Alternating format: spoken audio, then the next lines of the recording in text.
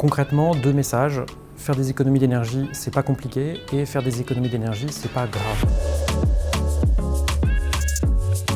L'hiver, on consomme un tiers d'énergie en plus, et il se trouve que depuis l'hiver dernier, les prix de l'électricité ont augmenté d'un tiers aussi. On avait donc un enjeu, nous, très fort en tant qu'opérateur fournisseur d'électricité, d'aider nos clients à mieux consommer pour alléger leurs factures dans une période où elle va naturellement augmenter. On essayait d'éviter d'être dans des campagnes trop institutionnelles, trop descendantes. On considère que c'est le jeu des institutions et l'État a ses campagnes en la matière sur la sobriété énergétique. Et on a essayé, nous, d'occuper un terrain qui soit plus drôle, plus en relation avec nos clients, avec nos prospects, avec les citoyens. Et donc ça passait par une tonalité beaucoup plus positive, une tonalité en somme de marque et pas d'institution. Alors on a tout de suite pensé à Pablo Mira, qui est donc chroniqueur et humoriste dans Quotidien et qui est particulièrement réputé pour son ton assez tranchant.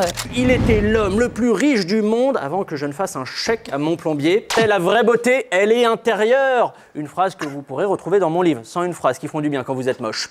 Et donc avec les équipes de production de Bangoumi, on a imaginé un concept autour de 3 spots dans lequel Pablo va imaginer des solutions toutes plus loufoques les unes que les autres pour essayer justement d'économiser l'énergie. Finalement, on joue vraiment sur ce côté décalé et complètement absurde des solutions mises en place par Pablo. Le bruit là? Ah non, ça c'est une boîte de zouk que j'héberge chez moi. Ben pour la température. Et résultat, je fais des économies de chauffage. Pour justement démontrer que finalement la solution la plus simple, c'est d'adopter les gestes EDF, donc j'éteins, je baisse, je décale. L'idée c'était de pouvoir s'associer avec un média puissant aussi qui puisse diffuser le message auprès du plus grand nombre. Donc on voulait un média national qui puisse toucher le plus grand nombre et avoir un reach important sur nos contenus. L'opération en fait se lançait le même jour que TF1+, donc c'était un joli concours de circonstances. L'idée c'était vraiment de pouvoir mettre à profit aussi toute la puissance de TF1+, pour pouvoir via des mises en avant édito et des ancrages mettre en avant nos capsules qui étaient directement accessibles sur le site de TF1+. Et via justement l'endorsement de Pablo Mira et ce qu'on pouvait faire en social, on a voulu aussi aller toucher des publics plus jeunes, notamment sur TikTok et via du coup tous les réseaux de TMC aussi. Ça fait partie aussi des enjeux du groupe TF1 d'accompagner les annonceurs dans leur démarche responsable et donc EDF dans